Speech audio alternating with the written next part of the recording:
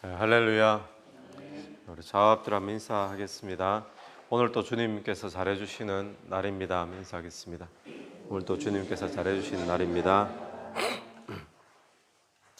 네, 오늘 본문은 드디어 삼손이 삼손의 마지막이 기록되어 있는데, 우리 들릴라와의 이 관계를 보면 어제 본문부터 이어지는 관계인데, 들릴라가 집요하게 계속 힘의 원천이 어디냐 묻잖아요. 그래서 삼손이 새로운 활줄을 이렇게 묶으면 자기 힘이 빠진다. 또 뭐 새 밧줄을 묶으면 뭐 풀 수 없다.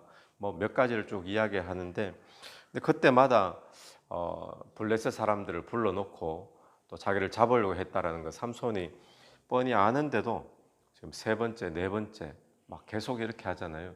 궁금한 점이 생기지 않습니까? 도대체 이렇게 한두 번 당하면 알 거지, 이걸 모르고 계속 또 이야기해주고 또 이야기해주고 결국에는 삼손이 이렇게 넘어가게 되는 거죠. 왜 그랬을까요? 왜 그랬을 것 같습니다. 삼손이 머리가 너무 나빠가지고 뭐 눈치가 없어서 그게 아니라 우리도 비슷합니다. 왜냐하면 이게 중독이 이런 식이죠. 중독이 알면서도 불구하고 또 아는데도 불구하고 또 삼손의 지금 약점이 뭔가 하면, 삼손은 여자가 자기의 약점이라는 부분이었죠. 그러다 보니까 분명히 이게 잘못된 줄 아는데, 이렇게 하면 내 인생이 망하는 줄 아는데도 불구하고 망하는 줄 아는데도 또 하게 되고 또 하게 되고, 그게 전부 알코올이고 도박이고 마약이고 중독의 특징 가운데 한 가지가 바로 이런 부분이죠. 삼손이 바로 그 모양이었는데, 우리가 삼손을 보면서 제일 이해하기 힘든 부분이 사실 들릴라에게 자기 힘을 자꾸 이야기해 주는 거지 않습니까? 근데 또 속으면서 또 해주고, 이게 어쩌면 우리의 모습과도 너무나 비슷하다라는 사실을 보게 됩니다. 오늘 삼손이 결국에는 망하게 되는데 잡혀서 머리를 깎이게 됩니다. 그리고는 두 눈이 뽑히게 되고 또 맷돌을 돌리는 신세가 되어지게 됩니다. 이 맷돌을 돌리게 하고는 이 블레셋 사람들이 구경을 하죠. 마치 곰이 제주를 부리는 것처럼 제주를 부리게 이렇게 만들고, 또 그러니까 삼손의 심정에 얼마나 조롱이 되어지고 또 모욕이 되어졌겠습니까? 대단한 능력을 가졌던 삼손인데 지금 모습은 정말 비참한 모습으로 전락을 해 버렸다는 겁니다. 얼마나 마음이 고통스러웠을까요? 삼손의 심정이. 그냥 눈 뽑힌 것만 해도 그럴 텐데 그걸 또 사람들의 막 야유 소리, 조롱 소리 뭐 그런 가운데서 맷돌 도는 것을 보여주고 있으니까 굉장히 고통스러웠겠죠. 이게 우리에게 무엇을 보여주는가 하면 죄의 결과가 이렇다라는 것을 우리에게 보여주고 있는 거죠.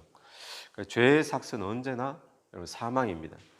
내 욕심대로 살고 쾌락을 즐기고 그러면 뭐 괜찮을 것 같지만 그것은 반드시 내 인생에 몰락을 가져온다라는 사실을 삼손의 모습을 통해서 깨닫게 되어져야 됩니다.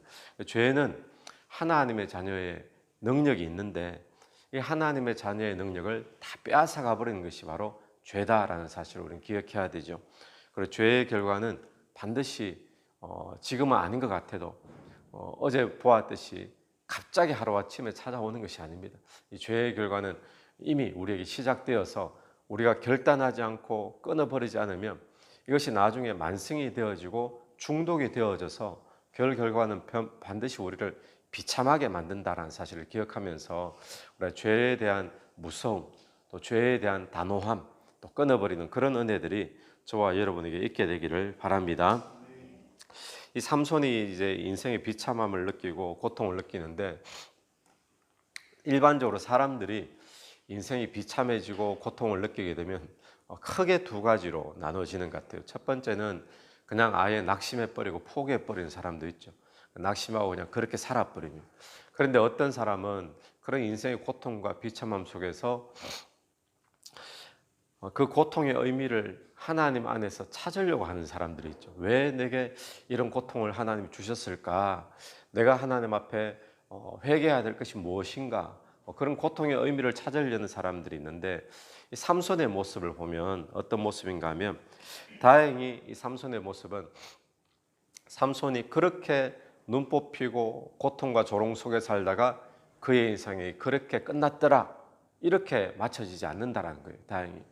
삼손은 그 비참함, 그 고통 속에서 다행히 하나님을 다시 찾게 됩니다. 그게 오늘 말씀을 보면 삼손이 머리털이 다시 났다라는 말씀이 있죠. 삼손이 머리털이 다시 났다, 삭발을 했는데 머리털이 다시 났어요. 머리 깎고 나면 머리가 자라는 것 당연한 것 아닙니까? 그래야 미장원이 먹고 살죠. 당연한 거예요. 너무나 당연한 건데 이게 왜 굳이 여기 적혔을까요? 머리 깎였으면 머리가 자라나는데 그걸 굳이 기록을 해가지고 삼손이 그의 머리털이 밀린 후에 다시 자라나기 시작하느니라. 왜 성경은 이렇게 당연한 것을 이렇게 뭔가 의미 있게 기록을 했느냐? 이거는 우리에게 주는 어떤 비유적인 표현인데 어떤 표현인가 하면 하나님과의 단절되었던 그 교제, 끊어졌던 그 관계가 다시 시작되기 시작했다는 거예요. 회복되기 시작했다는 거예요.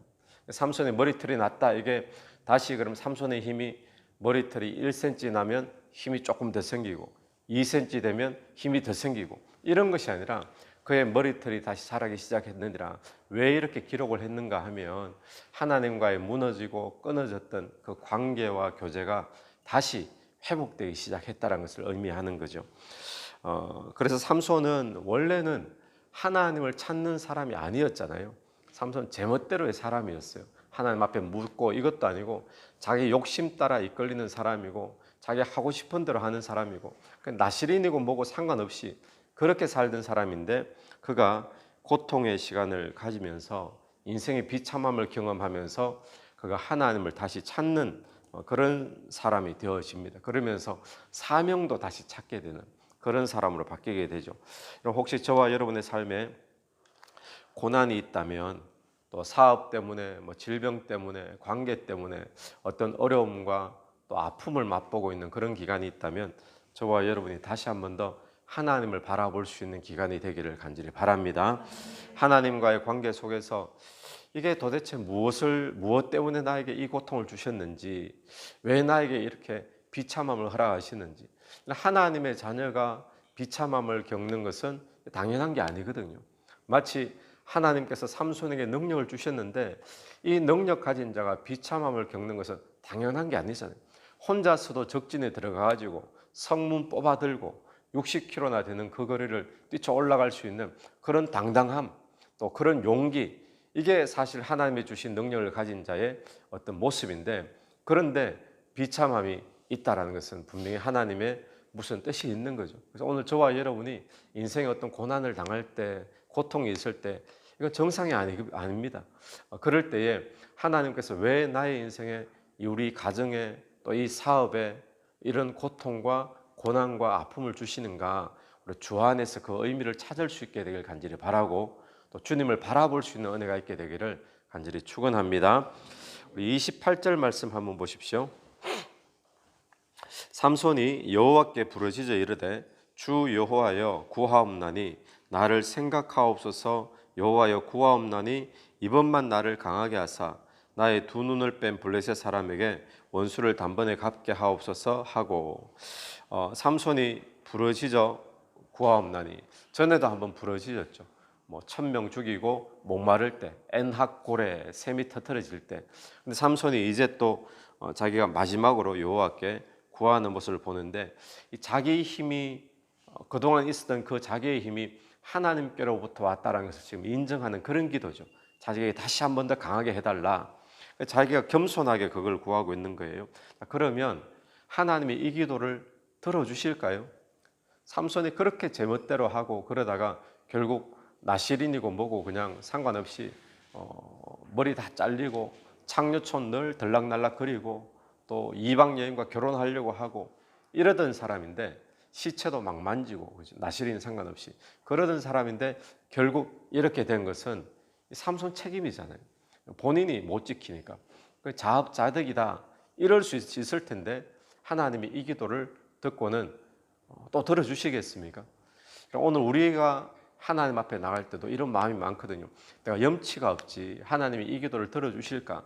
그런데 이 오늘 삼손의 이야기 마지막 부분을 통해서 우리가 얻는 참 중요한 교훈은 뭔가 하면 하나님은 그럼에도 불구하고 하나님께 돌아와서 회개하고 하나님께 은혜를 구하는 자에게 은혜와 긍휼과 회복을 베풀어 주시는 하나님임을 우리가 보게 된다라는 거예요.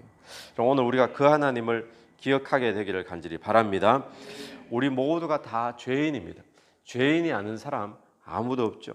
우리끼리 그냥 모였을 때 우리는 누가 더 깨끗하다, 누가 뭐 좀 더럽다, 뭐 죄인이다, 우리끼리 따지는 거지. 하나님 앞에서 보면 우리 다 똑같은 죄인이죠. 그런데 어떤 사람이 하나님의 은혜를 경험할까요? 어떤 사람이 용서와 회복을 경험하고 하나님 앞에 쓰임받는 인생이 되겠습니까? 같은 죄인인데 하나님께 돌아와서 회개하고 은혜를 구하는 사람인 줄 믿습니다. 삼손이 그렇게 인생 막 살다가 다 무너졌는데 그럼에도 하나님께 은혜를 구하고 하나님께 회개하고 돌아오니까 하나님이 다시금 그에게 힘을 주시고 그의 인생이 마지막에 사명 감당할 수 있도록 또 그렇게 해주시는 하나님을 우리가 보게 되죠. 오늘 이 아침에 저와 여러분이 하나님께 나오는 자 누구라도 용서와 회복을 경험한다라는 사실을 기억하면서 우리가 어떤 모습으로 어떤 일 때문에 우리가 고통 가운데 있든지 상관없이 그 고통 가운데 은혜를 구하십시오. 또 회복을 구하십시오. 그래서 우리가 하나님 앞에 삼손처럼 회복되어지는 귀한 은혜를 누리게 되기를 바랍니다. 네, 같이 기도드리겠습니다. 하나님 아버지 은혜를 감사합니다. 하나님 죄의 결과는 반드시 사망임을 기억하게 도와주옵소서. 주님, 지금은 우리가 내 욕심대로 살고 내 쾌락대로 사는 것이 계속될 것 같지만 주님을 떠난 삶, 내 멋대로 사는 삶은 반드시 우리를 무능하게 만들고 또 하나님의 자녀를 비참하게 만든다는 사실을 깨닫고 죄에 대하여서 다시 한 번 더 단호함을 가지고 결단하고 끊어버리고 회개하는 은혜가 우리에게 있게 되기를 간절히 원합니다. 하나님의 행여나 우리의 삶에 고통과 고난이 있을 때 그 고통과 고난의 의미를 하나님 안에서 찾고 또 하나님 안에서 회개하고 주께로 돌아갈 수 있는 그런 기회가 다 될 수 있도록 우리에게 은혜를 베풀어 주시기를 간절히 원합니다. 주님 앞에 돌아가는 자, 또 주님 앞에 은혜를 구하고 회복을 구하는 자, 회개하는 자 주께서 들으시고 어떤 상태였든지 상관없이 반드시 용서하시고 회복해 주시는 하나님을 발견합니다. 오늘 또 우리가 그 하나님 앞에 나가는 시간 되게 도와주옵소서. 예수님 이름으로 기도드립니다. 아멘. 오늘 또 예수 이름으로 승리하시는 하루 되길 바랍니다.